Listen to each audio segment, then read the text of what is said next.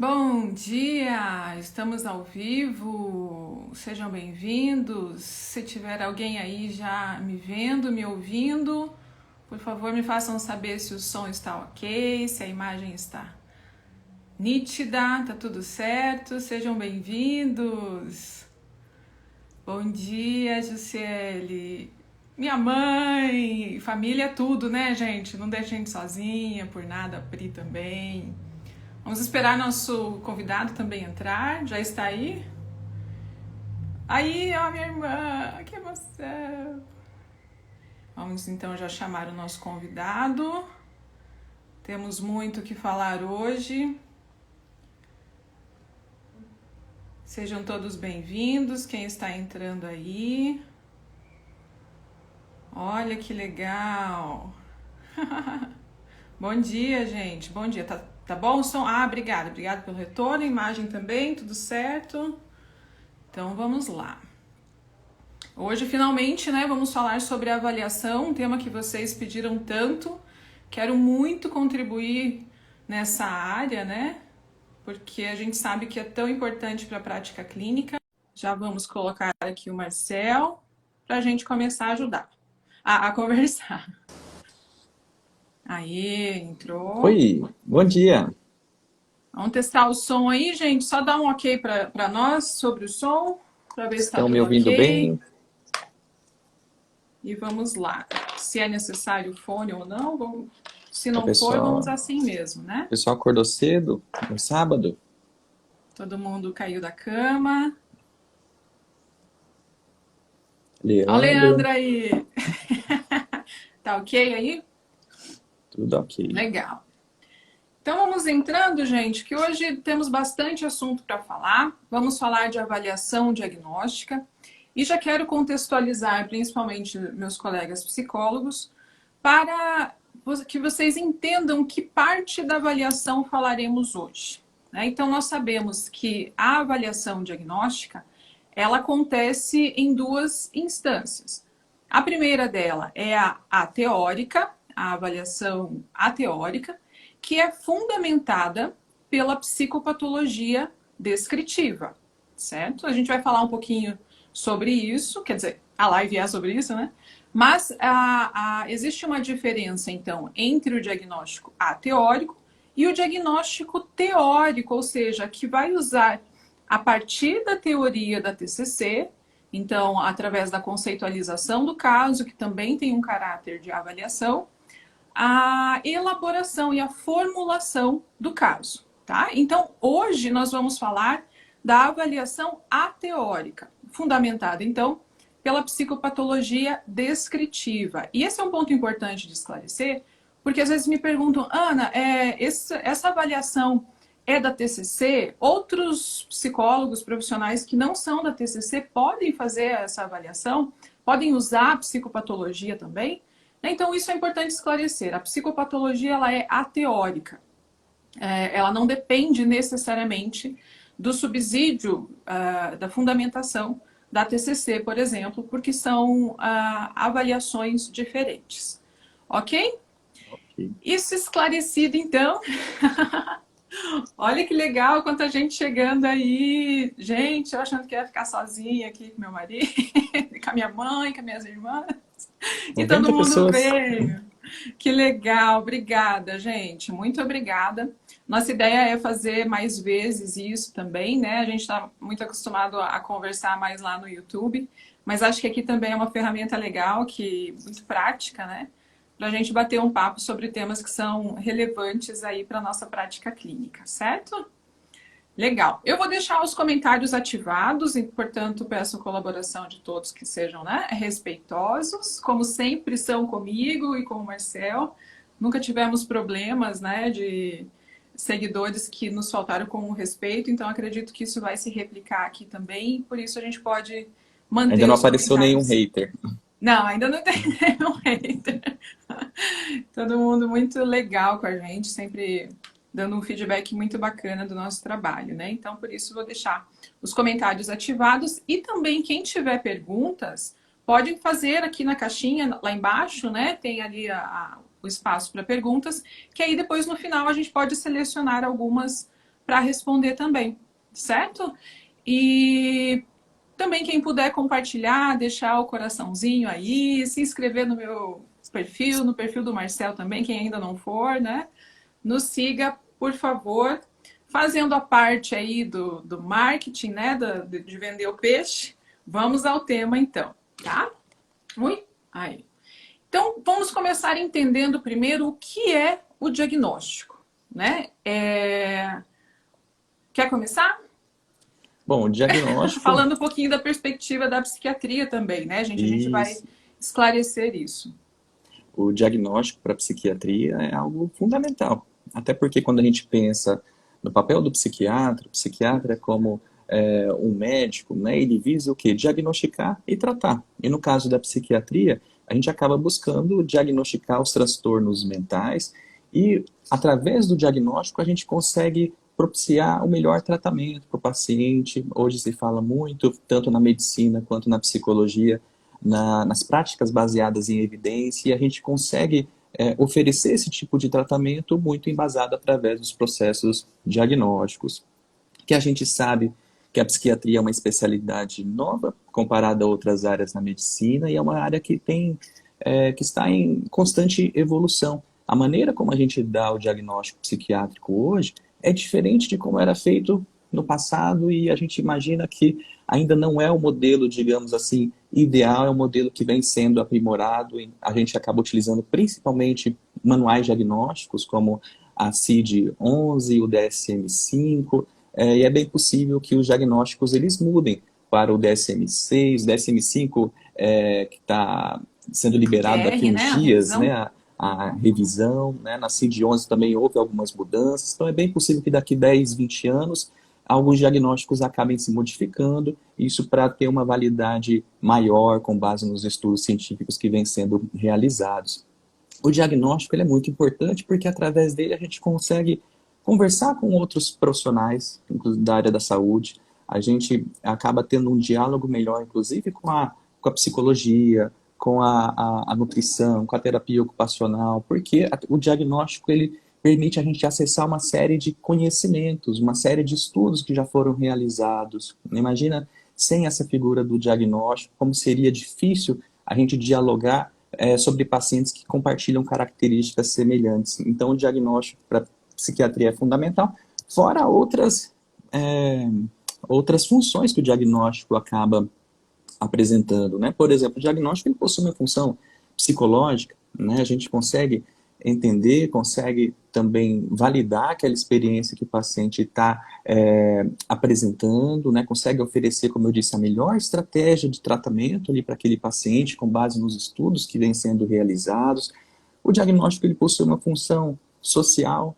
O diagnóstico ele permite uma ampliação de políticas públicas destinadas à área de saúde mental. Por exemplo, a situação dos autistas, né? Quantos benefícios eles têm conseguido, inclusive uma maior ampliação da oferta de tratamento, né? Porque eles lutaram, né? E o diagnóstico, nesse sentido, ele acabou sendo importante. O diagnóstico ele é essencial, por exemplo, para certas situações de vulnerabilidade, né? Por exemplo, alguém que apresenta uma síndrome demencial, uma deficiência intelectual, então o diagnóstico ele entra aí também para certas situações de maior risco, né? Por exemplo, quem trabalha nas Forças Armadas, na polícia, quem pilota um avião, né? A necessidade que seja excluído alguns diagnósticos psiquiátricos e do ponto de vista jurídico também, né? Do ponto de vista de pessoas que podem não ter condições de trabalhar de maneira temporária ou de maneira permanente, e o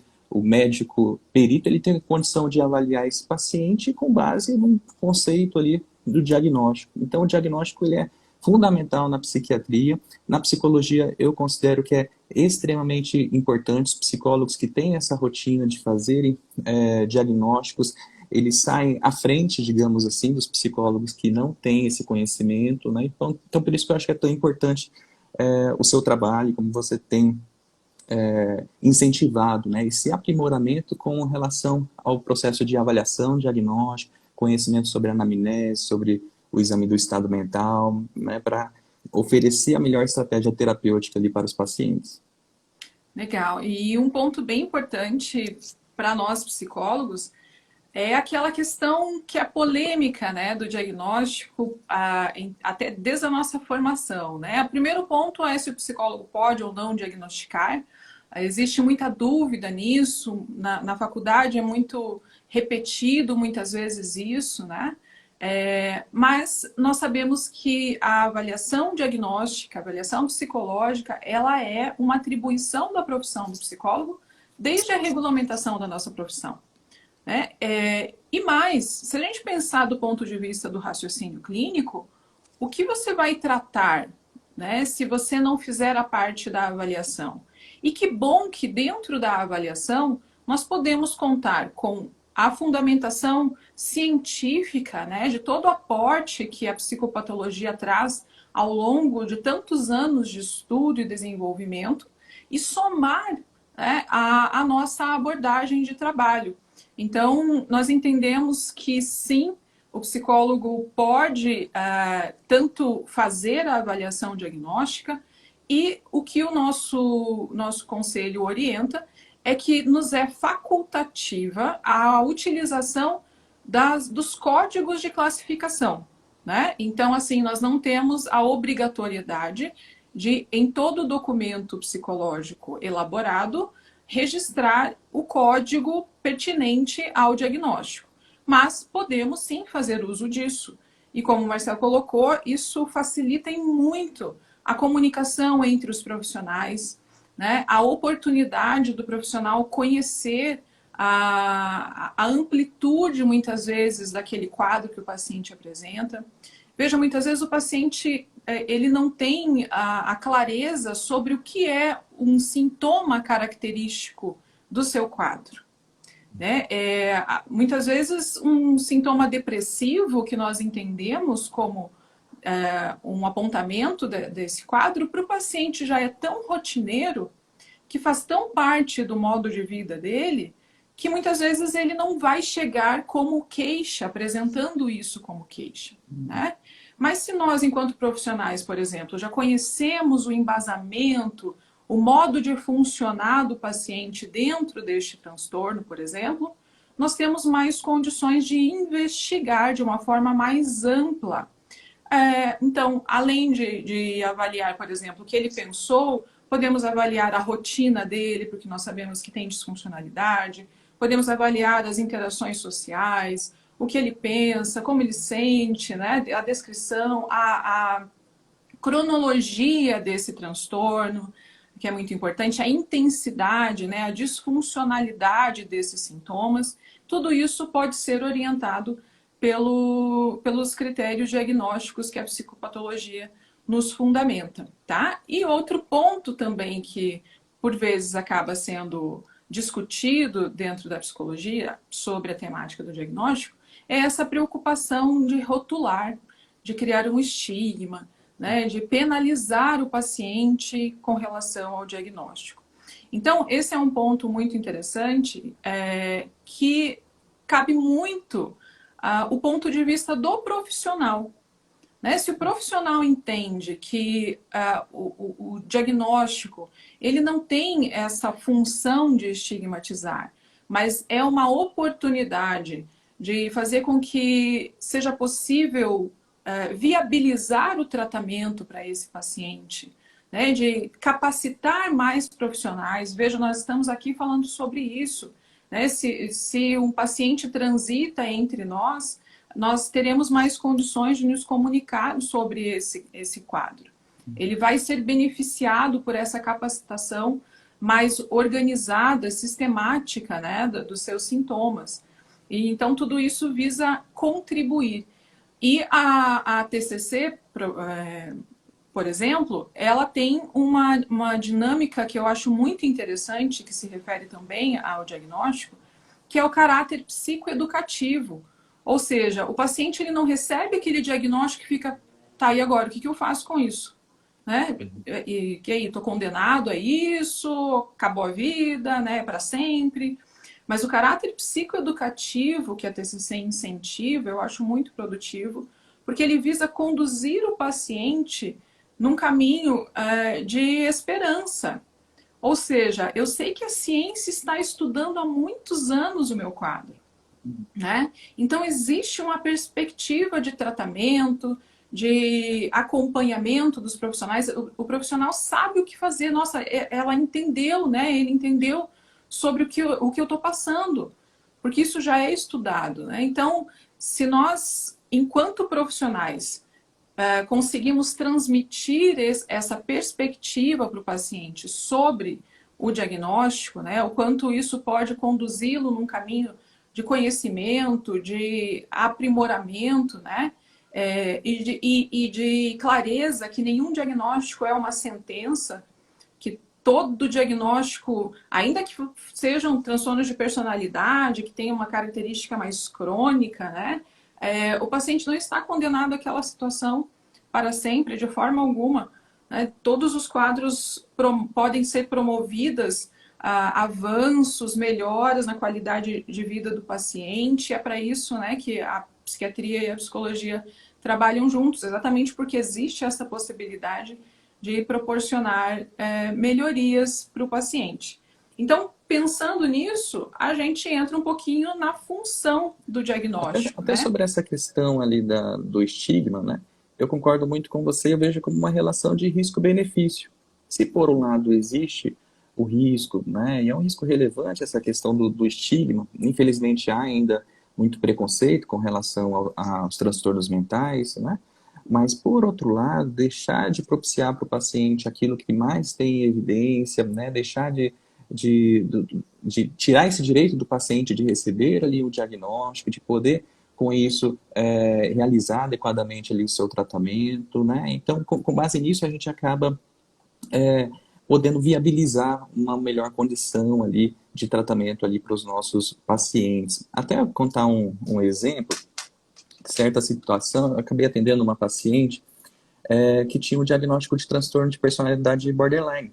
E ela é uma paciente crônica, já havia feito outros tratamentos, e a partir do momento que a gente conversou com relação a este diagnóstico, com relação às características que o diagnóstico possui, a paciente ela começou a melhorar muito, né? Ela até comentou, doutor, eu até fico emocionado porque eu consigo entender aquilo que eu estou passando. Eu sei que não é somente eu que sofro com esse problema, que tem outras pessoas também que passam por essa dificuldade. A partir do momento que o senhor me explicou, eu sei realmente a importância que a terapia acaba tendo ali na minha vida. Então, acaba sendo um norte, né? Então, o diagnóstico ele tem essa função, ele acaba sendo um direcionador, né? É, o psiquiatra, né? Ele tem como objetivo principal tratar, levar mais qualidade de vida para os pacientes, né? Propiciar uma melhora do sofrimento. E muitas vezes acaba sendo através desse processo ali da formulação diagnóstica. Uhum, isso mesmo. Então, o posicionamento, veja como é importante o profissional ter clareza sobre isso, né? Que o preconceito não parta do próprio do próprio profissional em diagnosticar. Se nós tivermos esse posicionamento, a gente está contribuindo para a manutenção do preconceito, né? Porque eu acho que o preconceito está muito atrelado à falta de informação. Então, quanto mais informação o paciente tiver, proporcionar isso para os familiares também, né? É um trabalho de formiguinha que ele vai dando resultado. E nós sabemos que muito do sucesso do tratamento se deve a esse engajamento que o Marcelo acabou de colocar, né? Quando o paciente compreende o quadro e fala, puxa, é isso, né? Que bom que agora eu sei o que é, como a Maria colocou ali, né? Às vezes o paciente tem todo aqueles sintomas que a princípio para ele parecem desconectados, né? Acontece, por exemplo, vamos pegar um quadro que tem esses sintomas mais difusos como o transtorno bipolar, por exemplo, né? Por vezes eu me encontro de uma forma, tenho fases diferentes, muitas vezes ele não tem essa compreensão. Então, quando ele entende esse diagnóstico, começa a compreender ali os ciclos do transtorno, né, junto com a psicoeducação, isso proporciona uma clareza e uma autonomia para o paciente, né, porque ele sabe, poxa, então eu preciso manter as providências necessárias para o meu tratamento, a fim de que eu tenha maiores períodos de estabilidade, que eu possa prevenir períodos de virada, né? Então, tudo isso passa pela importância do diagnóstico, né? É extremamente importante. E aí a gente pode aprofundar um pouquinho mais sobre a função propriamente dita, né, do diagnóstico. E a gente entende que o diagnóstico ele é fundamentado por critérios, sim, né, que são estabelecidos, mas ele considera os aspectos subjetivos daquele paciente, né? Porque a nossa função enquanto profissionais é de entender como é que aquele diagnóstico se manifesta neste indivíduo que está na minha frente. Então, por isso que é um desafio, né? Não é um checklist como muitos pensam. A gente fica só fazendo um checklist com o paciente e enquadra todos no mesmo tratamento. Não é assim. Nem na psiquiatria, nem na psicologia nós tratamos, por exemplo, todos os pacientes depressivos da mesma forma, assim como ansiosos. Eles não têm o mesmo tratamento. Por quê? Porque a manifestação... Oi? A gente diz que os pacientes eles não leem os livros de psiquiatria, né? Então tem pacientes também que não vão, a gente não vai conseguir fechar um determinado diagnóstico, né? Às vezes os pacientes eles acabam apresentando algumas características mais atípicas, né? Que a gente não consegue fechar ali o diagnóstico, mas nem por isso a gente pode deixar de oferecer uma estratégia de tratamento, né?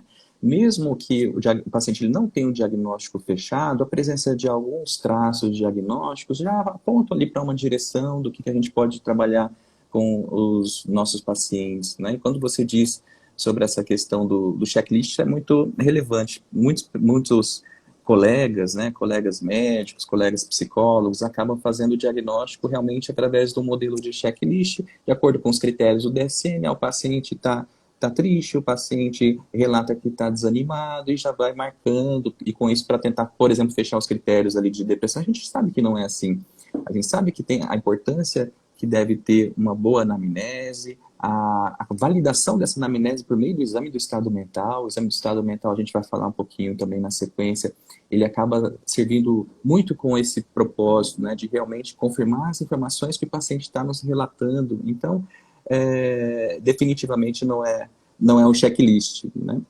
Perfeito, né? E isso é muito importante que nós psicólogos tenhamos clareza, né? De que nós não estamos desconsiderando os aspectos subjetivos, pessoais do paciente, muito menos o sofrimento dele e a forma que esse transtorno se manifesta, tá? Então entendam que o critério diagnóstico e propriamente o transtorno avaliado, ele é um norteador, né? É um norteador do tratamento e a partir deste norteador nós vamos verificar como aquele paciente vivencia, expressa, compreende, manifesta nas suas diversas atuações de vida, né? Pessoal, social, no trabalho. Nós sabemos que as repercussões elas são diferentes em diferentes áreas. Então, tudo isso precisa estar abrangendo, a nossa avaliação precisa abranger. Tá? Então, é por isso que nós vamos falar agora um pouquinho sobre como se dá essa avaliação, né? Falar sobre esses aspectos do que se compõe a avaliação, do que é importante verificar, para que nada, e vocês vão ver que nada fica de fora, né? Desde a anamnese, passando pelo exame do estado mental, e aí dentro da nossa área, né, quando a gente inicia a conceitualização do caso também, esse pacote todo visa abranger todos esses fatores. E até a complementação com a utilização de algumas escalas, que é outro erro que algumas pessoas acabam caindo, né? Que é fazer o diagnóstico unicamente baseado, se não pelo CID ou DSM, mas através da utilização de escalas diagnósticas, que a maioria delas acabam servindo para a gente também ter um direcionamento maior quanto ao diagnóstico, né? Ajuda realmente a confirmar o raciocínio clínico, mas o diagnóstico vai além disso. Inclusive, né, não sei se você viu essa notícia, eu vi agora essa semana, que o próprio Facebook vai disponibilizar uma ferramenta, uma escala para as pessoas, para os usuários, e essa escala tem por objetivo identificar pacientes que apresentam alguns sintomas depressivos, né? Então, e com base nisso, direcionar as pessoas a procurarem uma ajuda, uma consulta psiquiátrica ou uma consulta psicológica. Então, é algo que está sendo feito, mas é uma iniciativa para fins de rastreio, não para fins de diagnóstico. Talvez, né, hoje se fala muito com relação a isso também, né? A inteligência artificial ela vai substituir a avaliação médica, a avaliação psicológica? Eu acredito que não, mas vem para ser um aliado nosso, né, no nosso dia a dia.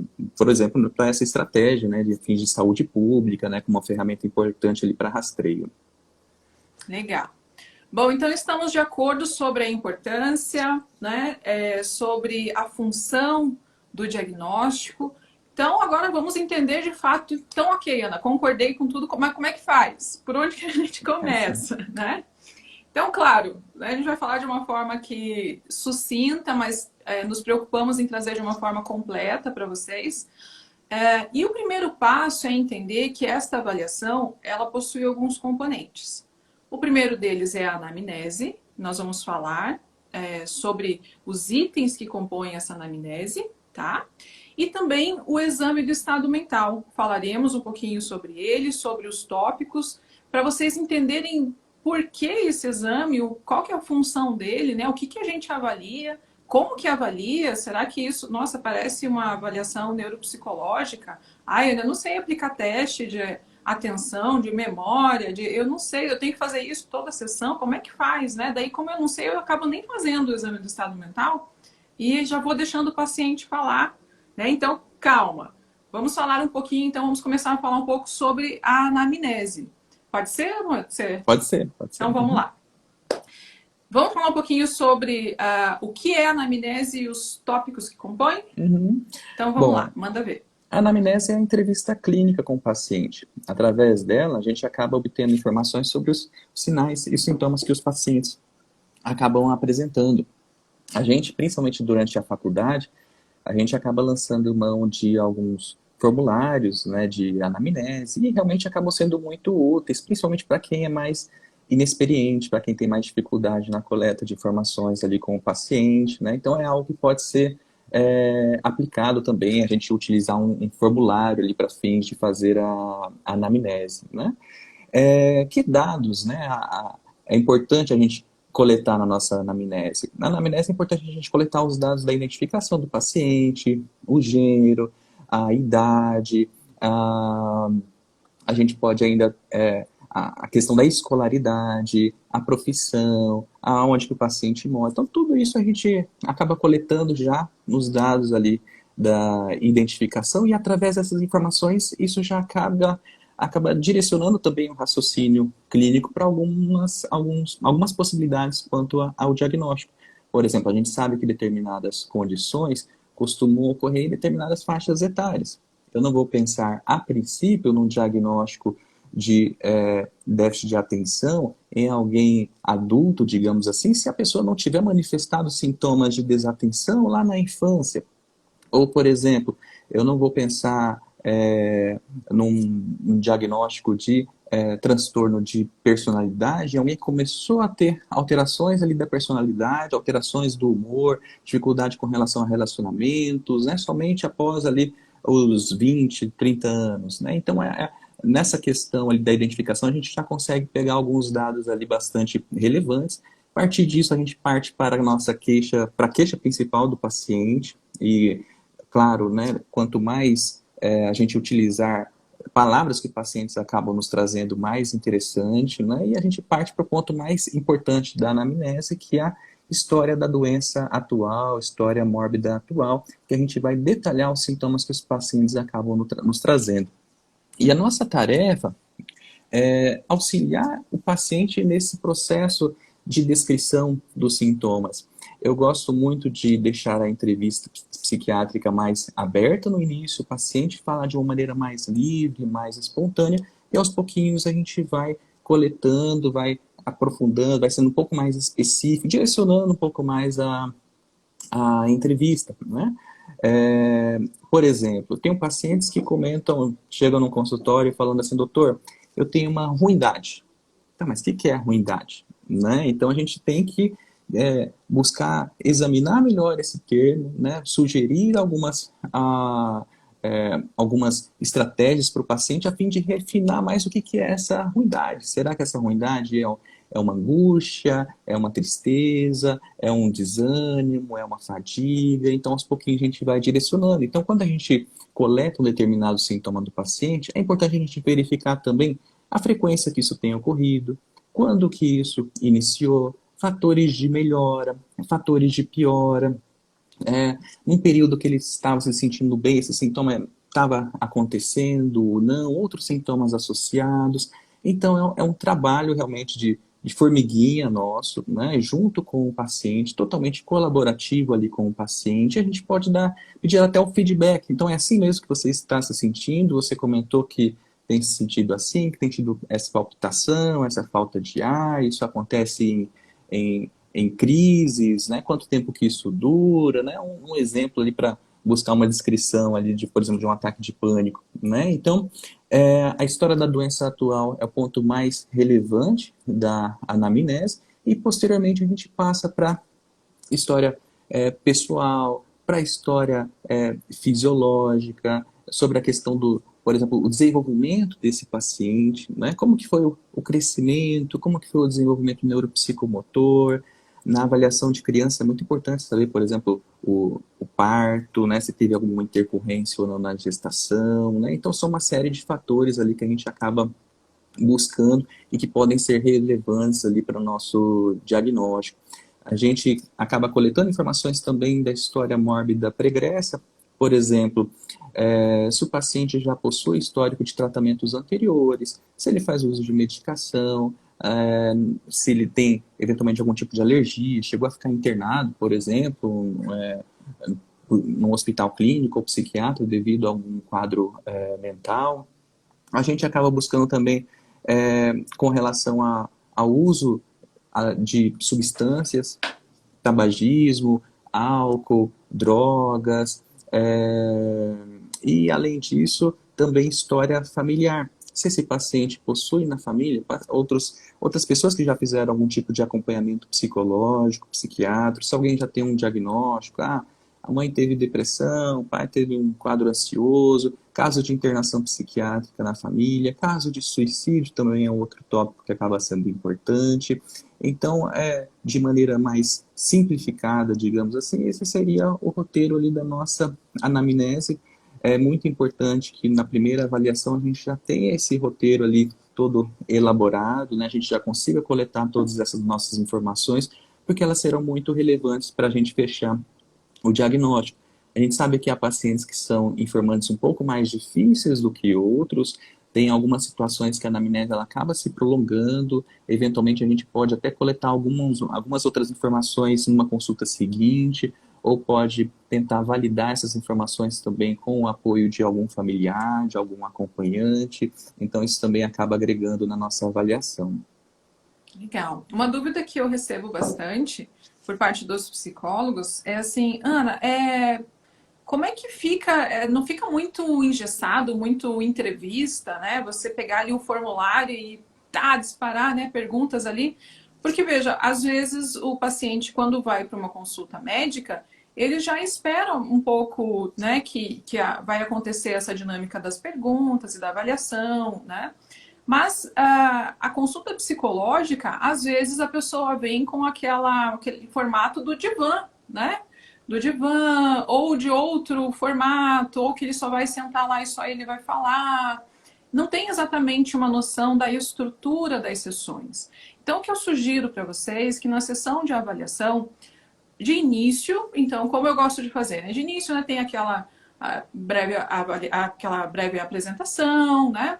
E eu gosto muito de iniciar o atendimento com uma pergunta breve que eu possibilite, né, que o paciente tenha ali os primeiros minutos, 5, 10 minutos de fala espontânea, fala livre sobre essa pergunta, que às vezes pode ser um pouco mais aberta, né? Então pode ser se ele já fez terapia, né? Algo assim, que possibilite o paciente falar espontaneamente um pouco, porque esta fala espontânea também tem uma função na avaliação.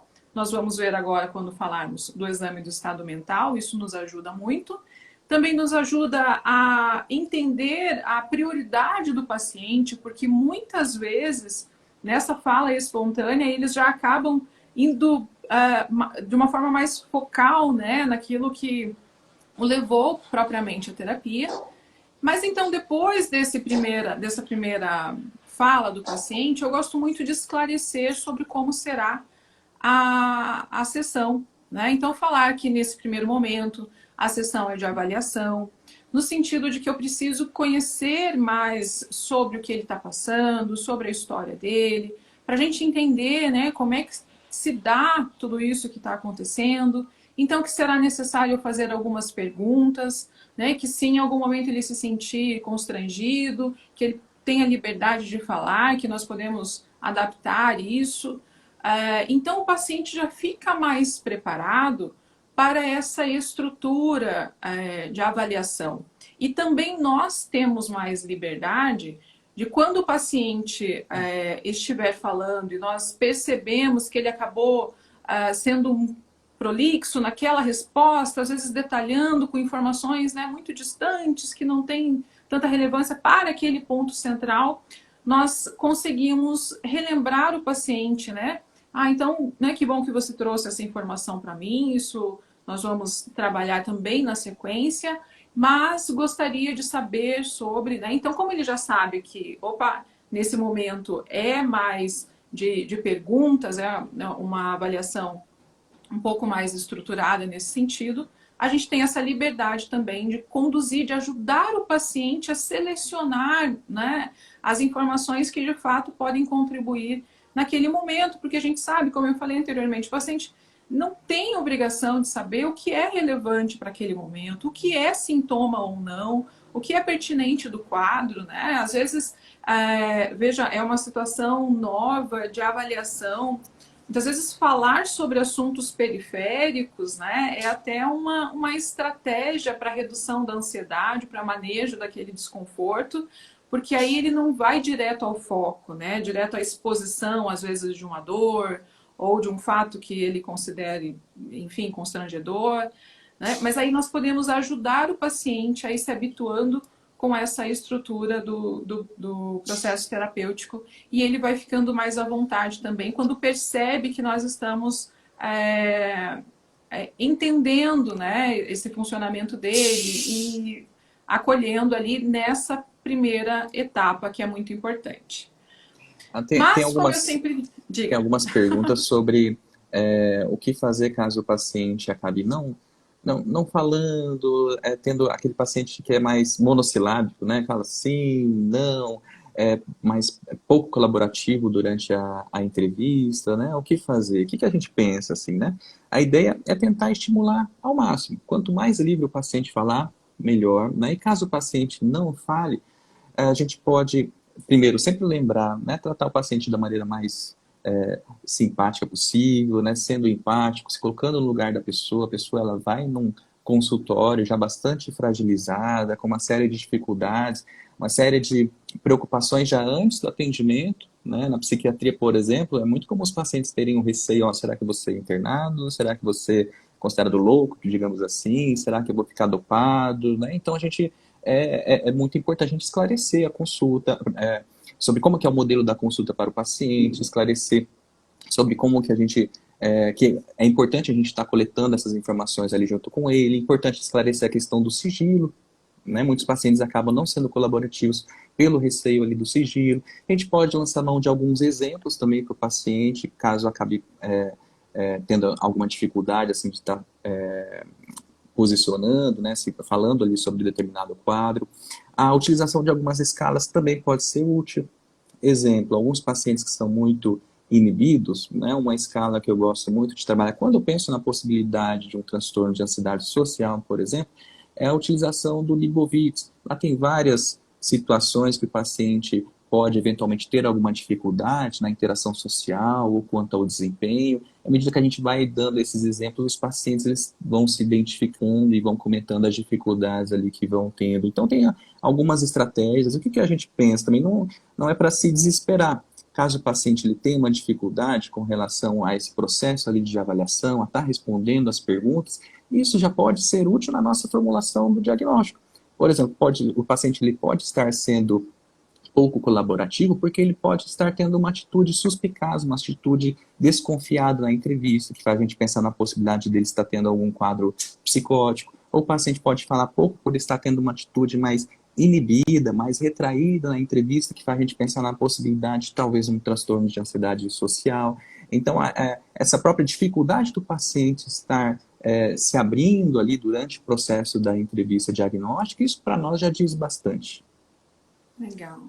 Outro ponto também que eu gosto de valorizar na sessão de avaliação é justamente o fato da iniciativa do paciente, da disposição dele em buscar tratamento, né? Nós sabemos que não é fácil, não é confortável você sair da sua casa, você pagar esse profissional, né, para você falar sobre um sofrimento, buscar tratamento, se expor de alguma forma para alguém que você não conhece.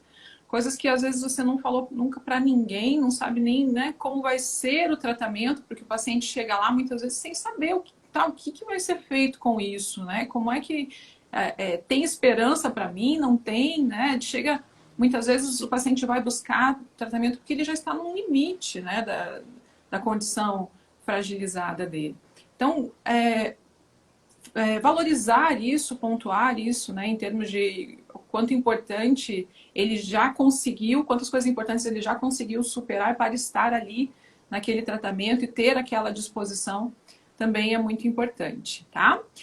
Eu vi uma pergunta ali que falou a respeito sobre as anotações, se a gente anota na hora, se deixa para anotar depois, se dá para escrever, como é que faz, né? Isso é muito próprio de cada profissional, né? A gente não está aqui para dizer faça assim, faça assim. O Marcelo tem uma facilidade que ele digita sem olhar nem para o monitor e nem para o teclado, ele está aqui conversando com você e digitando tudo, né? Então ele se dá muito bem nesse sentido. Eu, como não tenho essa destreza mesmo, o que eu gosto de fazer, né? Na sessão de avaliação, eu gosto de registrar algumas informações, principalmente aquelas que são passíveis de confusão, né? Então, às vezes, nome de medicação, data, né, da cronologia daquela queixa, quanto tempo aconteceu, porque às vezes depois você atender tantos pacientes, será que era 1 ano, 2 anos que começou a queixa? Será que foi agora? Né? Será que ele é casado, mora sozinho? Às vezes tem alguns dados que, como você vai atendendo um paciente ali após o outro, às vezes pode não ficar muito claro se você for contar apenas com a memória, né? Então, a prática ajuda muito nisso também, porque aí você não depende apenas daquela estrutura do formulário, né? Ai, meu Deus do céu, eu pulei essa pergunta. Ah, não, qual que era antes? Meu Deus, eu esqueci aquela pergunta, tenho que voltar, né? Aí a ansiedade vai lá em cima, você se atrapalha e às vezes acaba até esquecendo que você já avaliou. Então, o que eu sugiro muito é que você, mais do que se dedicar a preencher o formulário da anamnese, né, ver a anamnese como um formulário a ser preenchido, uma meta a ser batida, né, eu tenho que bater a meta aqui das perguntas. Não, é você entender o raciocínio clínico daquele questionário. Né? O paciente veio com uma queixa, eu preciso entender o contexto dessa queixa, eu preciso entender a historinha dela, como ela começou, como era antes, né? O que aconteceu para começar aquela manifestação dos sintomas, por exemplo, qual é a intensidade disso, né? O paciente consegue perceber a disfuncionalidade também, os impactos disso na vida social. Então, veja, quando você entende esse raciocínio clínico da anamnese, você vai, à medida que o paciente vai falando, ainda que ele não diga na ordem, é isso que o Marcel falou, que ele gosta muitas vezes de deixar o paciente também um pouco mais solto no relato dele, porque aí você, enquanto profissional que sabe o que precisa ser avaliado, vai pegando as peças na fala dele. Entende? Você não precisa submeter o paciente a aquela rigidez do formulário que não pode pular, tem que ali seguir a ordem e você fica ansioso naquilo. Né? Então, o que eu incentivo vocês é justamente isso. Ok, né? A gente tem ali os fatores que precisam ser avaliados, mas principalmente entendam o raciocínio clínico, por que você tem que levantar aquelas informações, né? Mais do que saber levantar os dados, a nossa ideia é saber o que fazer com o que foi levantado, tá? Isso faz toda a diferença. E para eu saber o que fazer, eu tenho que ter muita clareza sobre quais dados são necessários serem avaliados nesse primeiro momento, certo? Então, eu gosto de anotar alguns tópicos, principalmente então dessas informações que são mais passíveis de confusão, que eu me conheço, né? Mas eu gosto aí de finalizar a ficha de evolução daquela sessão ou a anamnese, né? Enfim, gosto de finalizar assim que o paciente sai. Se eu não conseguir finalizar durante a sessão, né? Eu gosto de finalizar logo que ele saia, para também não deixar isso em aberto, né? Também não é legal. Então, sei lá, na sexta-feira é dia de eu fazer os prontuários da semana. Ixi, perigoso, muito perigoso, né? Então, costume-se a criar esse hábito. Ana, mas eu atendo por plano, é meia hora cada um, é correria. Então, crie uma estratégia, ainda que seja registrar em tópicos, às vezes de uma maneira mais sucinta, né? Você não precisa reproduzir aquela fala dentro da mesma extensão que o paciente trouxe, né? Com todos os detalhes que às vezes eles gostam de trazer, mas você vai se habituando a extrair aquilo que realmente é importante para esse momento e montando ali o teu prontuário de uma forma mais funcional, tá? Agora vamos falar então do exame do estado mental, gente, um momento tão esperado, tão perguntado na minha caixinha do Instagram. Comecei a falar do exame do estado mental, muita gente falou, gente, Ana, socorro, nunca ouvi falar, o que que é isso, como que é, né?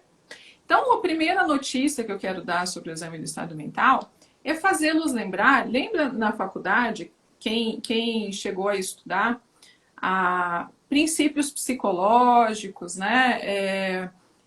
Psicopatologia ali, que a gente estudou as funções psíquicas, funções mentais, de uma forma separada. O primeiro contato que a gente tem é assim, né?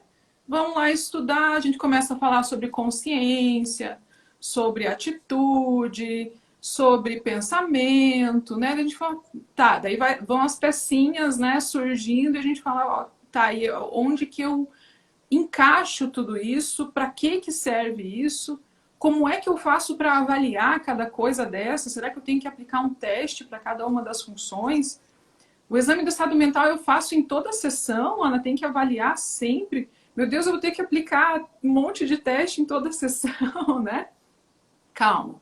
Então, a primeira proposta que a gente quer fazer aqui é tornar mais claro um pouquinho sobre o que é o exame do estado mental, a função dele, né, e os elementos que compõem e como esta avaliação do estado mental nos ajuda e muito, tanto, claro, a fechar o diagnóstico, né, nessa fase de avaliação, mas também no monitoramento do progresso, dos resultados do paciente ao longo do tratamento. Isso é muito importante que tenhamos atenção a isso.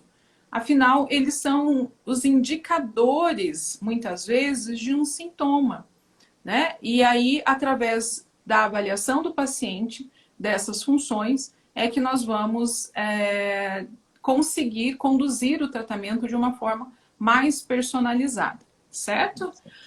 Então, vamos começar com os elementos, né? Falando do que é constituído o exame do estado mental, o que a gente avalia?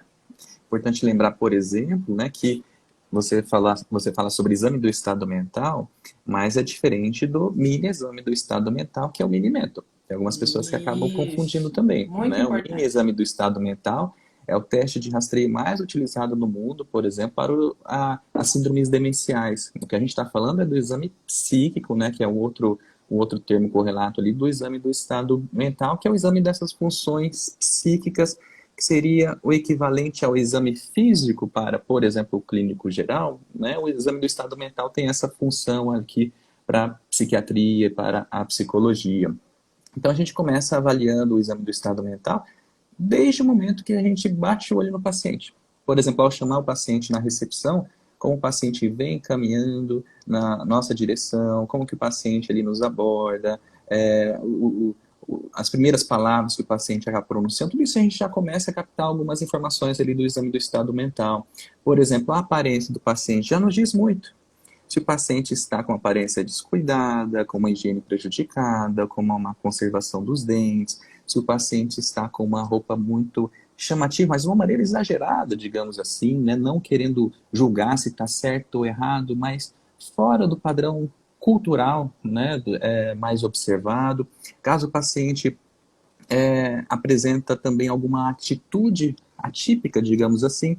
Por exemplo, paciente, o que é esperado numa consulta, né? Alguém que se propôs a ir ao seu consultório, sentar ali alguns minutos, conversar com você. O que a gente espera é que a pessoa tenha uma atitude, no mínimo, colaborativa, que a pessoa seja cooperativa durante o atendimento. Então, atitudes diferentes, a gente pode estar pontuando, por exemplo, o paciente que apresenta uma atitude suspicaz, uma atitude mais desconfiada, que é típica dos quadros psicóticos, ou o paciente que apresenta uma atitude mais inibida, mais retraída, como nos quadros ali de ansiedade, aquele paciente que apresenta uma atitude muito lamuriosa, poliqueixosa, tão observado nos quadros depressivos crônicos. Então isso também já diz bastante e fornece alguns indícios para a gente ir pensando com relação ao diagnóstico. E a partir disso a gente segue observando o paciente, né? Isso no decorrer da consulta, isso é feito desde o momento que o paciente entra, a gente não para a consulta e fala, olha, agora vamos realizar o exame do estado mental. Não, isso é um processo dinâmico e a gente depois acaba registrando ali no nosso prontuário. Então a gente acaba se atentando, por exemplo, à atenção, se o paciente, antes disso até a vigilância, o paciente está vigil na consulta, a atenção, quanto à mobilidade e a tenacidade da atenção, a memória. A gente pode lançar mão de algum teste também de memória, como, por exemplo, pedir para o paciente nos relatar, repetir 3 palavras, e a gente avalia logo rapidamente ali a memória imediata, e depois de alguns minutos a gente consegue avaliar a memória recente ao pedir para esse paciente relembrar essas palavras que a gente havia comentado com ele. E a memória remota também a gente pode avaliar, pedindo para o paciente relatar fatos lá de trás, lá da infância, lá da adolescência. Então, a gente pode avaliar a memória também através dessa maneira. A gente pode avaliar a questão da orientação, perguntando para o paciente dados com relação ao tempo, com relação ao espaço, com relação a ele mesmo. Então, a gente consegue avaliar a orientação tanto autopsíquica, que é a orientação quanto a orientação alopsíquica, que é essa orientação relacionada ao ambiente. A gente tem condições de avaliar o humor, como que esse paciente está na consulta, é um paciente que está em eutimia, é um paciente que apresenta humor hipertímico, humor elevado, humor hipotímico, como que está o afeto desse paciente, o afeto desse paciente está congruente com o humor, ou o afeto deste paciente está incongruente, o afeto está modulando, está ressoante. Então são condições que a gente acaba avaliando.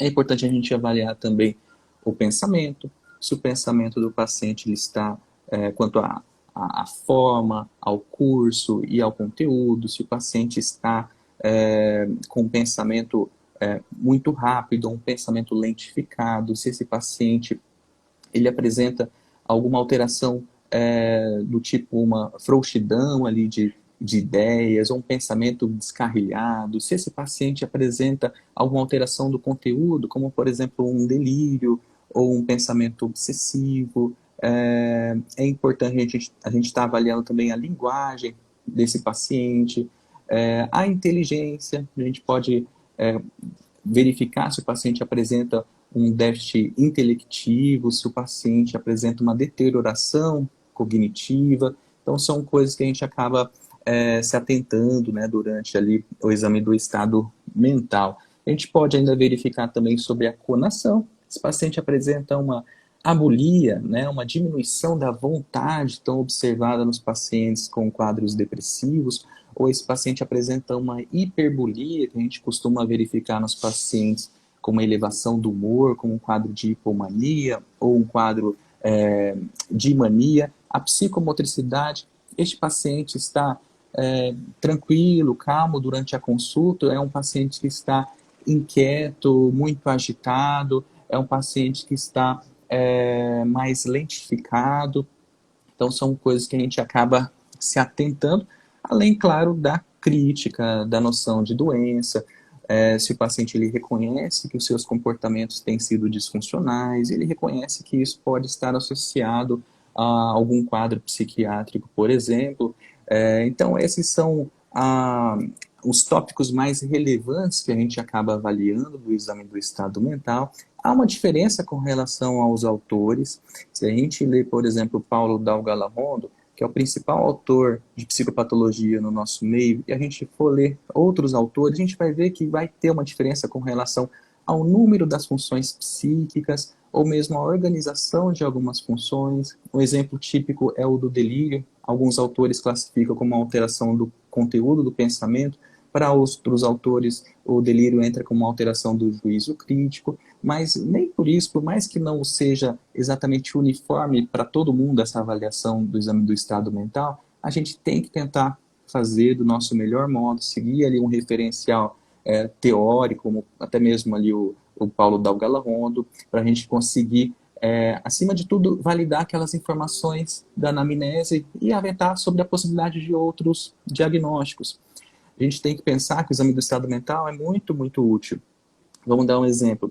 Pacientes que possuem um ganho secundário, pacientes que estão simulando, através da anamnese a gente consegue identificar algumas características, como uma certa indiferença com relação aos sintomas, né? Aquele paciente que diz estar deprimido, mas não tem nenhuma alteração ao exame do estado mental que sugira um quadro de depressão, ou o paciente que diz, digamos assim, estar se sentindo bem, né? O paciente muitas vezes sem queixa, trazido ali por familiar, e quando a gente observa o paciente está com humor muito elevado, se espera que o paciente, numa fase de mania, ele não tenha muitas vezes aquela crítica com relação à doença, com relação ao seu comportamento. Então, é um paciente que não vai trazer queixas, a gente vai identificar muito pelo exame do estado mental e a coleta de informações junto ali dos familiares. Então, o exame do estado mental ele serve muito para isso, para validar a anamnese e também para nos auxiliar a formular outras possibilidades de diagnóstico. E lembrando que o exame do estado mental, gente, ele se refere à avaliação atual do estado do paciente. Como é que ele está se apresentando naquele momento, tá? Então, a tua avaliação não precisa garantir que ele para sempre terá a memória dessa forma que você está atestando naquele momento, né? Não é dessa forma.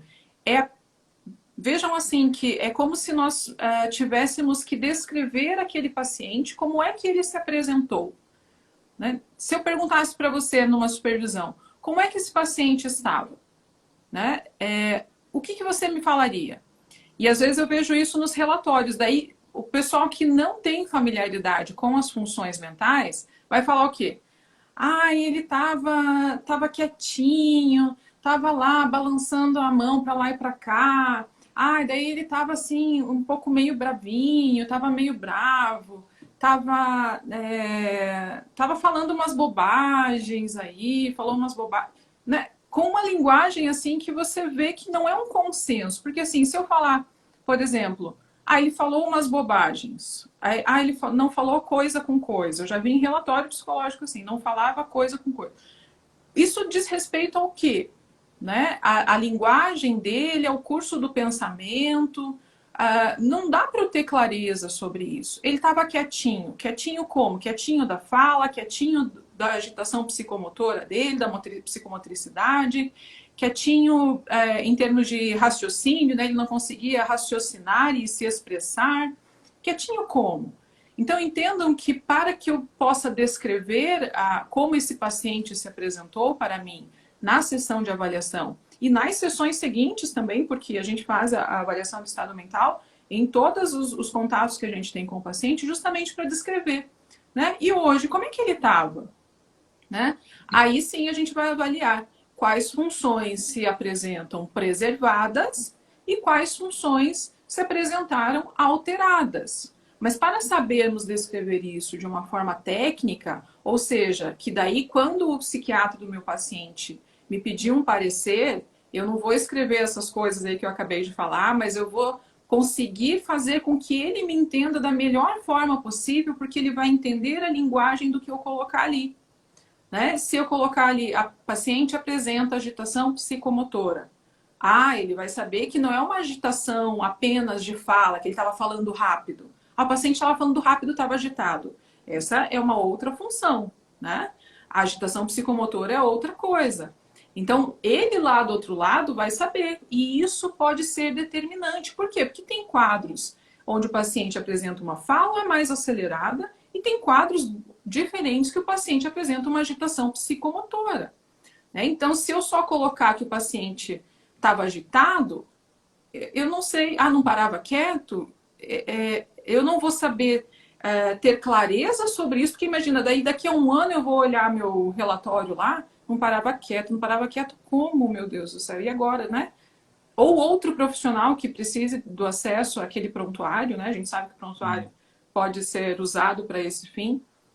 E aí, como é que tá a minha descrição, né? Só eu entendo o que eu descrevi do meu paciente ali, e às vezes nem eu entendo direito, porque se eu tiver que explicar, eu não vou saber explicar direito, né? Então, entender os componentes do exame do estado mental, que são essas funções psíquicas, e conhecer as alterações, né? Como que ela se manifesta para mais, né? Às vezes mais acelerada, em maior quantidade, para menos, né?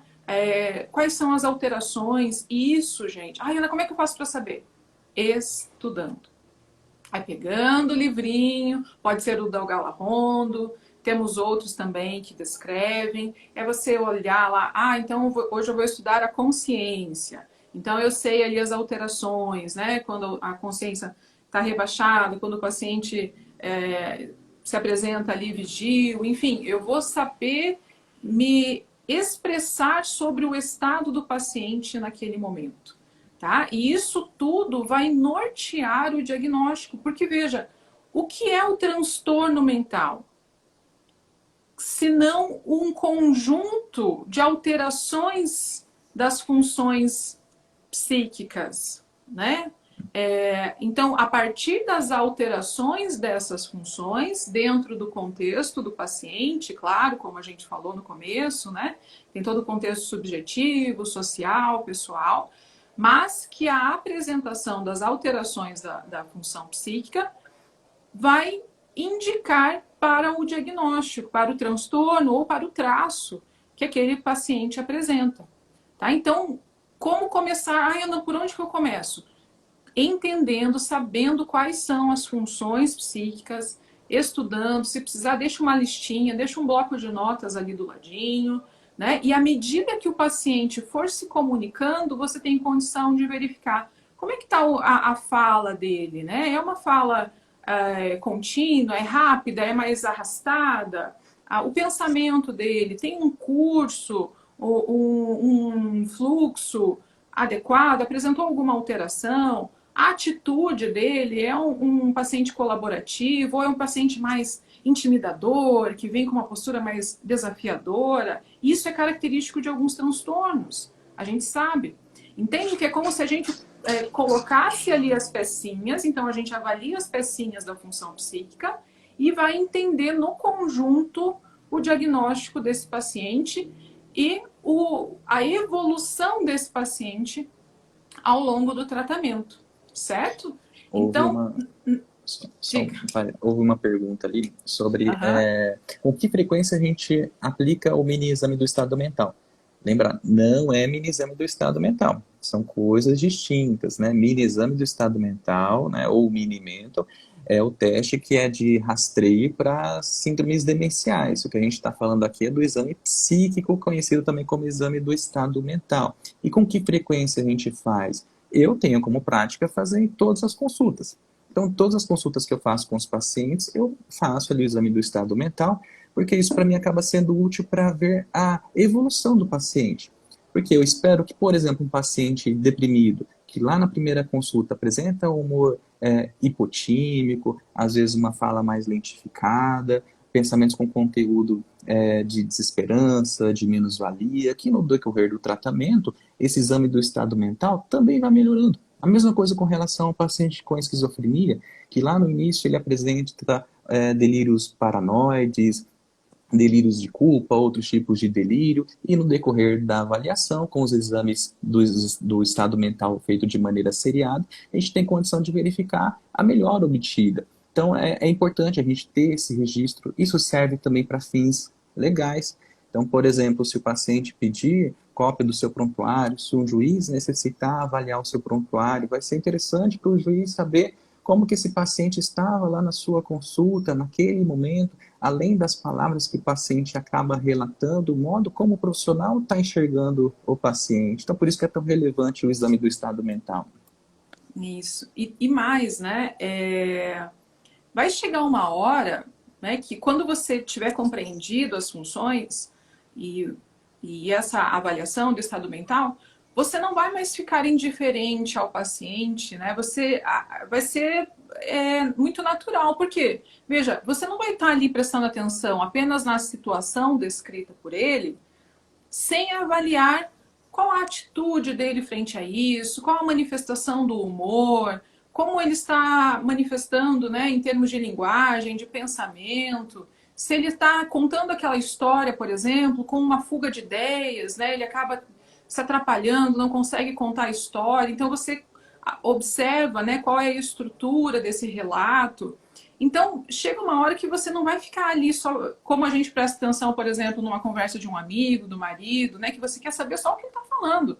Não interessa, né, muito se ele está, né, quer dizer, às vezes, mesmo com os conhecidos, a gente já sabe, né, tá mais agitado, nossa, tá falando estranho, o que está acontecendo? A gente tem uma percepção mais ampliada de como a pessoa está, né, e não só do que exatamente ela está relatando. Então, quando você compreende como as funções psíquicas vão se manifestando ali naquele indivíduo, naturalmente você vai vendo.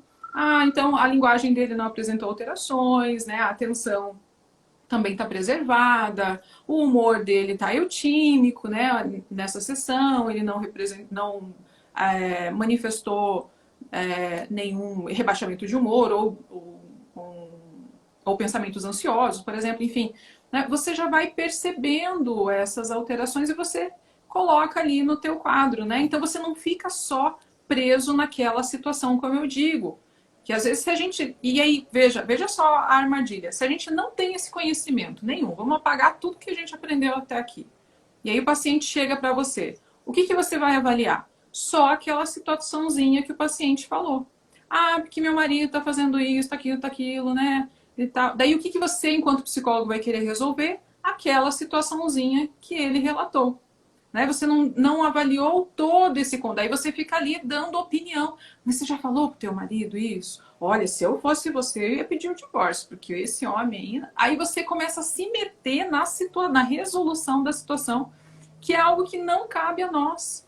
Né? Você deixa de avaliar toda a demanda psicológica, porque você desconhece isso, e se atenta só à situação descrita pelo paciente, que não tem obrigação nenhuma de saber selecionar qual é o conteúdo, né, que vai ser mais útil para o tratamento dele, e fica ali como resolvedor de situações junto com o paciente.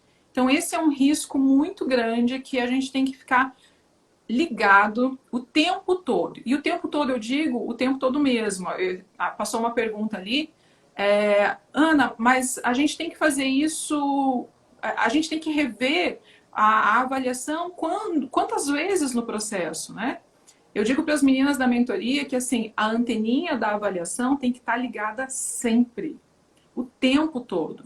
Porque veja, não é porque eu avaliei lá no começo que eu vou pegar aquilo e vou levar o resto do tratamento. Não, aquela situação avaliada, ela continua se manifestando de uma forma dinâmica na vida do paciente, né? Tendo a interação do paciente com aquela situação, e o paciente pode apresentar outras manifestações.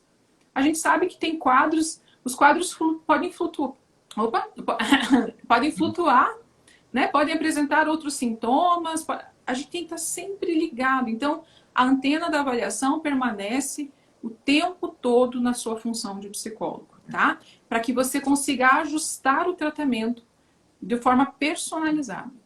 Importante que não é um questionário. Tem um pessoal perguntando, onde que baixa? Isso é um questionário. Não, isso é o estudo das funções psíquicas, né? Então é importante a gente sentar, ler sobre psicopatologia, sobre essas funções, como que a gente avalia a consciência, a atenção, a memória, a linguagem, pensamento, psicomotricidade, todas essas funções psíquicas, e a gente vai descrever isso no nosso prontuário, ou através de um texto, ou através da súmula psicopatológica. Então tem algumas pessoas que até colocam de maneira bem didática no prontuário, né? Por exemplo, como que está a aparência do paciente, como que está a consciência, a atenção, a memória, a linguagem, psicomotricidade, coloca todos esses tópicos. Você até pode ter um modelinho desse para te guiar, mas não é algo que você vai pedir para o paciente preencher, né? Nada nesse sentido. É o profissional que acaba preenchendo ali no prontuário o exame do estado mental. Isso, até porque as funções, elas são manifestas, né, gente? Entendam o fundamento do estado mental, né? É justamente eu descrever como é que está esse paciente na sua frente. Então, por exemplo, se eu estou aqui conversando com o Marcel, eu sei que o nível de consciência dele está vigil, ou seja, eu estou vendo que ele está acordado, que ele não está sonolento, que ele está respondendo as minhas perguntas, que nós estamos interagindo. Então, ok, acabei de avaliar a consciência dele. Ele está vigil, não apresentou nenhuma outra alteração, né? Vocês estão vendo aqui o curso do pensamento. Faz sentido o que eu estou falando? Vocês conseguem compreender? Ou eu estou falando aqui, daqui a pouco falo do meu cachorro, da minha mãe, né? Tá confuso ou não? Estamos seguindo o curso. Então, vocês já conseguem avaliar que o meu pensamento está apresentando, né, o curso e o conteúdo dele de uma maneira ok, sem alterações. A minha fala, e é assim, gente, é como é que eu estou, como é que o paciente está se apresentando naquele momento. Né? A gente A pode fazer atenção agora o seu dele. exame do estado mental. Faz meu exame de estado Então, mental aí. como que Fala mais seria, por algumas. exemplo, né? Isso, você está vigil, apresenta normoprosexia, que é a atenção, tanto a mobilidade quanto a tenacidade da atenção estão normais, não apresenta alterações da linguagem, da memória, está orientada do ponto de vista autopsíquico e alopsíquico, com relação ao pensamento, apresenta forma do pensamento, não apresenta alterações quanto à forma, ao curso e ao conteúdo do pensamento, ao humor, tá? Eutímico, afeto congruente, modulado, ressoante, com relação à psicomotricidade, tá calma, até pulei a questão da atitude, né? Tá colaborativa, tá cooperante.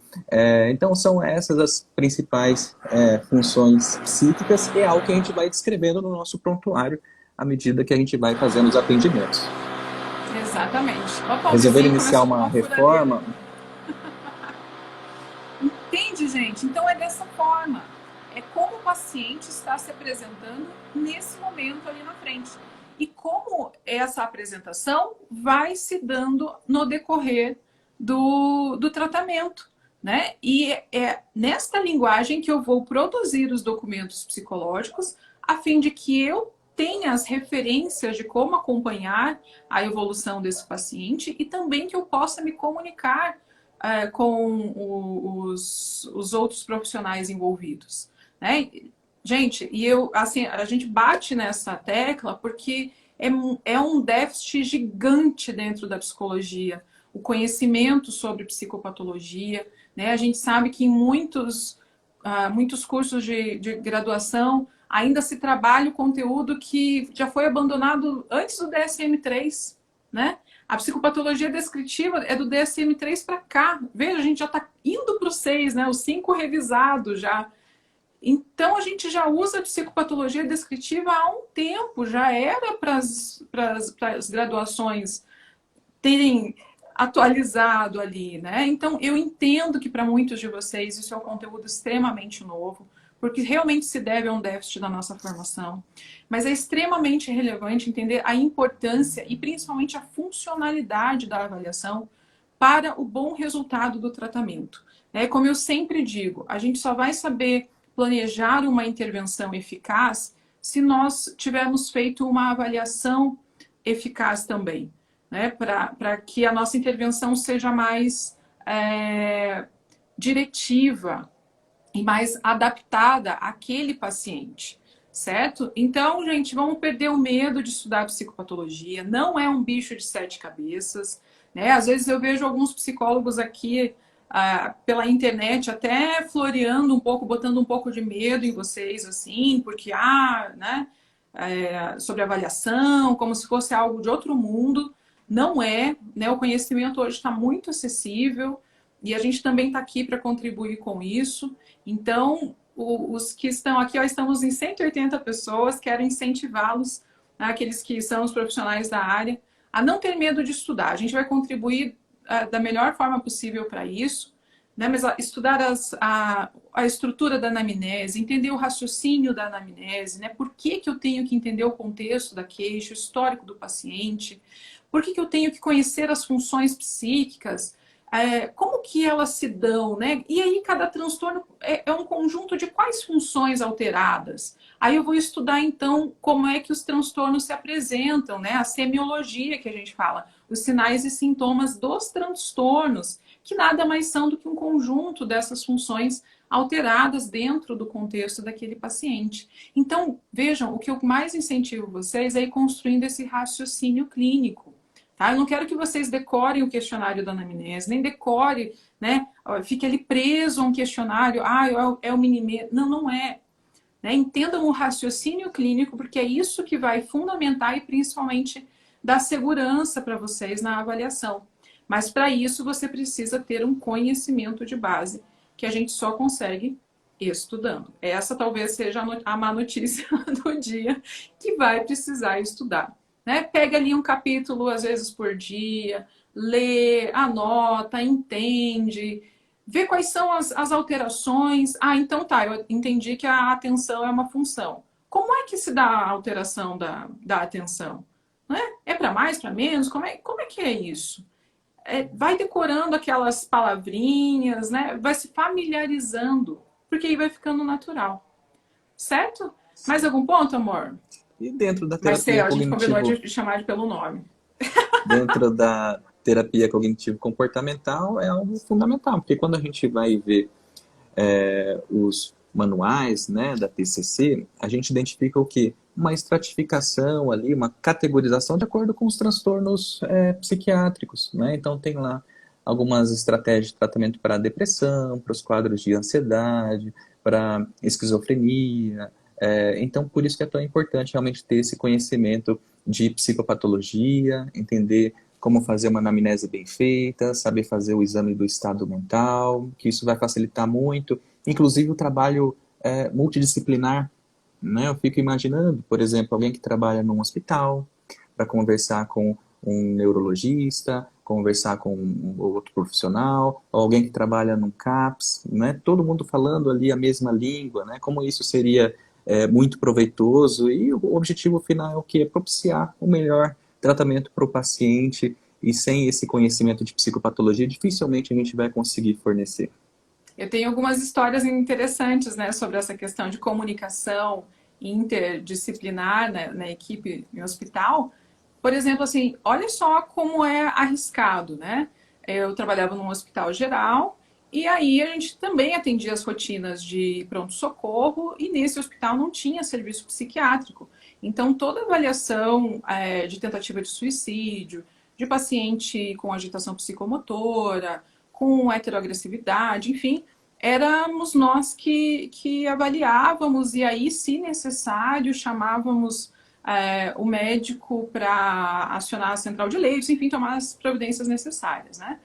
E aí teve um fato onde deu entrada um paciente de tentativa de suicídio, ele havia feito ingestão de medicamentos, né, de forma abusiva, e estava um pouco sonolento ali, mas enfim, estava aguardando a avaliação.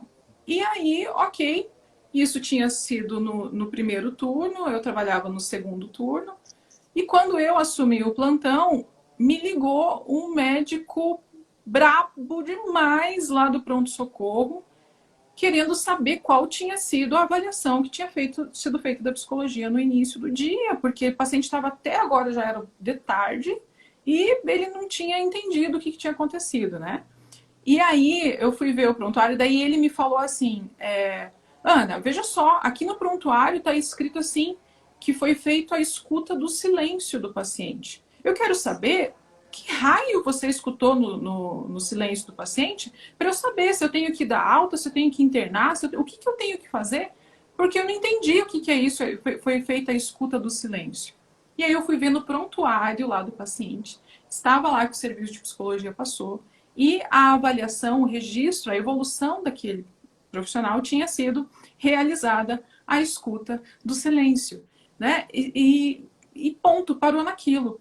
Veja, gente, eu entendo que muitas vezes isso pode fazer sentido para a avaliação daquele profissional, né? Que isso tenha um significado para aquele profissional, ponto. Entendo, né? É o universo dele, seja feliz, ótimo.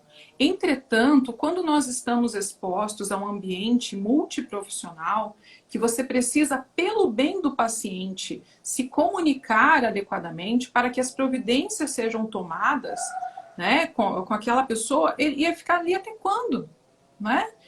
E aí eu tive que ir lá, e aí eu fiz então a avaliação para que fossem tomadas as providências, né? Então, veja, o médico olhou aquilo e falou, que raio é esse, né? E tinham outras situações, sabe, que falavam assim,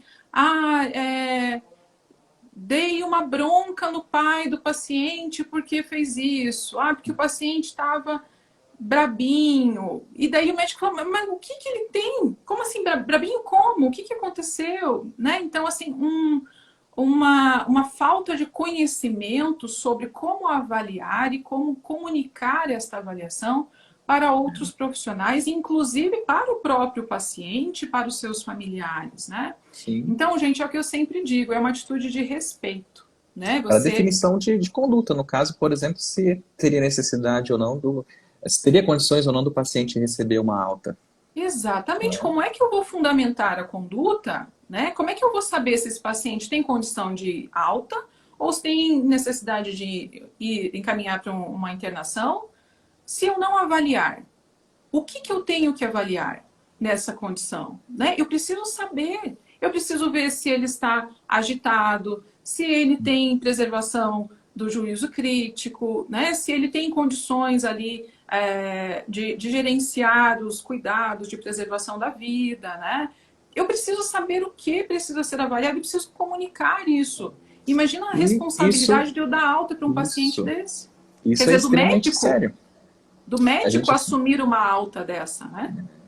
isso é extremamente sério, né? Vamos pensar num exemplo, né? Um quadro de delírio, né? Em que o paciente apresenta um estado confusional agudo por conta de uma etiologia orgânica, que apresenta uma série de alterações ao exame do estado mental, como prejuízo da atenção, é comum o paciente apresentar oscilação, né, do ciclo do sono, apresentar agitação ou aquele quadro mais hipoativo, e isso é de um nível de gravidade muito importante. A gente diz que aquele paciente tem que ser virado do avesso, até encontrar qual que é a causa, que pode ser um quadro infeccioso, até mesmo um tumor cerebral.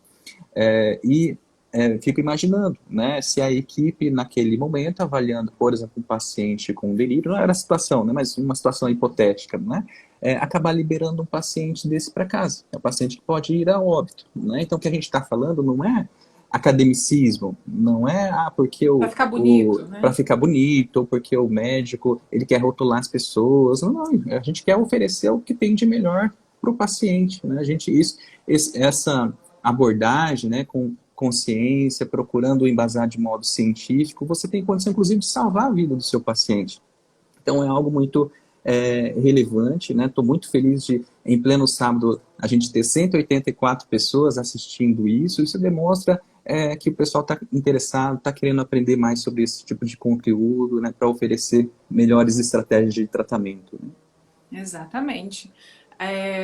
E isso é tão relevante, né? Exatamente nesse sentido, não é aqui para o psicólogo quer aparecer, quer achar que. Não é, gente. Porque conhecimento é acessível, é nossa obrigação. Né? Eu sempre falo assim que oferecer um atendimento, se você quer oferecer um atendimento humanizado, se você quer ser empático com o paciente, eu acho que nada é mais humanizado do que você oferecer um atendimento qualificado, né? Que vise tratamento, que vise a melhoria do paciente, a melhoria da qualidade de vida. Não adianta eu ser a psicóloga mais fofinha e querida e não ser, e a minha conduta não ser útil para aquele paciente, né? Não ser resolutiva, não ajudá-lo. Eu posso ser só a melhor amiguinha dele. Melhor amiga, ele não precisa de uma profissional para isso, né? Então, assim, sim, temos que escutar, sim, temos que acolher, temos que ser empáticos, temos que nos preocupar com o atendimento humanizado, sim, né? O estabelecimento da relação terapêutica é fundamental, porém, não podemos deixar de prestar o atendimento técnico, né? Eu acho que nada mais humanizado do que isso. Né? Como eu digo, o acolhimento não é um fim em si mesmo, né? Ele é o começo do processo, mas você precisa saber o que fazer com o que foi acolhido, com o que foi avaliado e dar continuidade aos benefícios e ao resultado que esse paciente espera. Certo? Acolhimento é o básico do básico, é o que Não, se isso aí espera de é qualquer pessoa inquestionável. tratando outra, né? Seja do ponto de vista da saúde mental, ou em outras É situações, né? inquestionável. É inquestionável, né? É o mínimo, assim, para você enquanto cidadão, né? Você tem que ser respeitoso, você tem que favorecer ali que a pessoa tenha condições, né, de se sentir mais à vontade, criar vínculo. Gente, A nossa isso missão é que as pessoas vão além do acolhimento, como você disse. exatamente, né? Né? Muitos acabam ficando aí, no acolhimento. Isso que eu quero incentivá-lo. Gente, vão adiante, sabe? Sim, é importante toda essa etapa. E na faculdade a gente tem uma excelente fundamentação sobre a importância da relação terapêutica. Talvez o que a gente mais vê na faculdade é sobre ser empático. Você tem que ser empático, ser empático, ser... Ok, entendi, serei. Mas o que eu vou fazer além? A partir disso, né? Ser humano, atendimento humanizado também é você oferecer o melhor tratamento, oferecer a melhor avaliação, né, e o melhor acompanhamento, para que você não fique sendo e fazendo mais do mesmo, né? E é assim que a gente vai consolidar a psicologia e fazer com que a importância da nossa profissão seja percebida, né, gente? Então, veja como isso é relevante e é isso que nos motiva também aqui a fazer o Clube do Livro, né? Ali estudo capítulo a capítulo, de graça, toda semana, né? Estudando. Sexta-feira que vem vamos começar ali mais uma edição do Clube do Livro, com o nosso livro aqui da CTR. Já quero convidar todos. Opa, desfocou. Ai. Enfim, vocês sabem qual que é, né? Vamos estudar capítulo a capítulo. É por isso que a gente tem a mentoria, que junta avaliação e prática, né? E que eu incentivo vocês a ir além, sabe? Não se acomodem nisso, porque o nosso saber é fundamental para muitas vidas, certo? Mais alguma coisa, gente? Vamos ver aqui se tem alguma perguntinha fora das que a gente já respondeu. Vamos ver aqui. Muito legal o retorno de vocês ali. A próxima turma da mentoria vai abrir em junho, tá? Quero todos lá na primeira fila. Pessoal pedindo live sobre psicopatologia, mas vamos continuar fazendo, então. Os transtornos, né? E falando dos transtornos.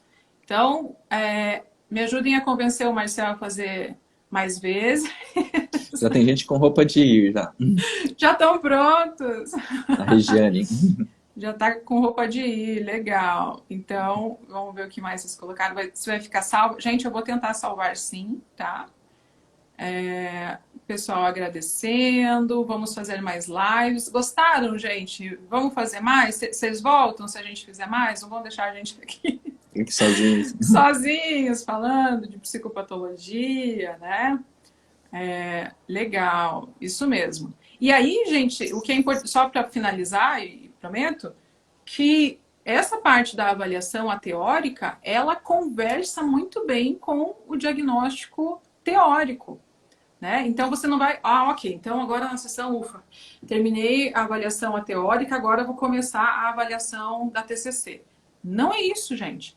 Né? À medida que você... Por quê? Porque o paciente é o mesmo. Então, à medida que você vai entendendo o relato do paciente, que ele vai descrevendo, veja só, olha aí o modelo cognitivo.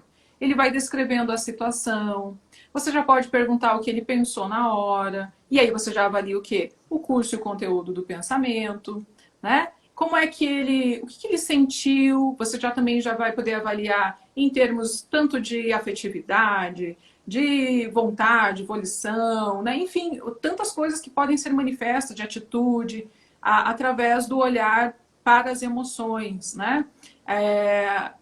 As estratégias de enfrentamento. Então, veja, está tudo junto.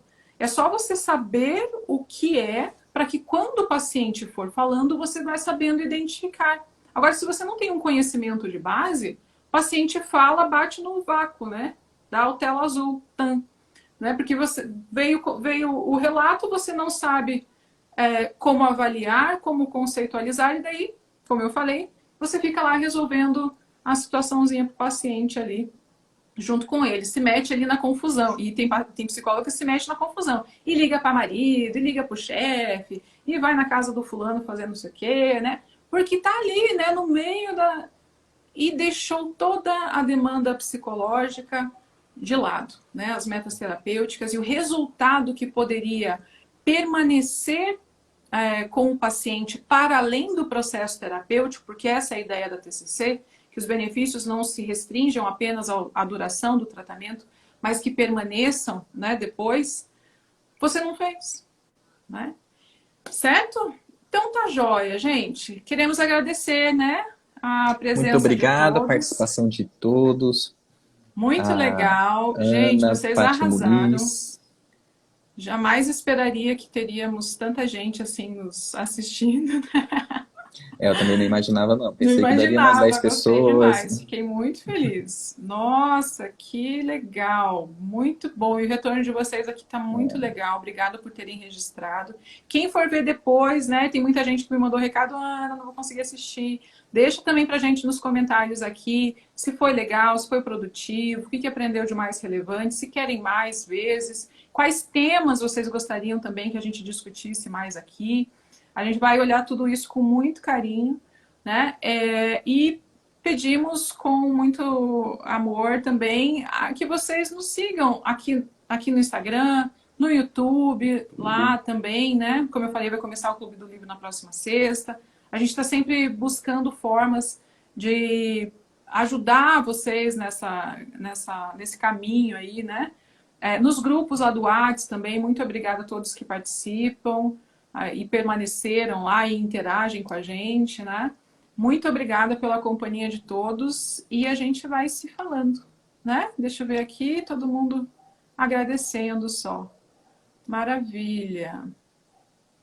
Tá Muito joia, obrigado, gente. pessoal. Grande abraço para Obrigada, todos. Bom gente. Um final de abraço para semana. todo mundo, viu? Até a próxima. Obrigada. Tchau, tchau. Tchau.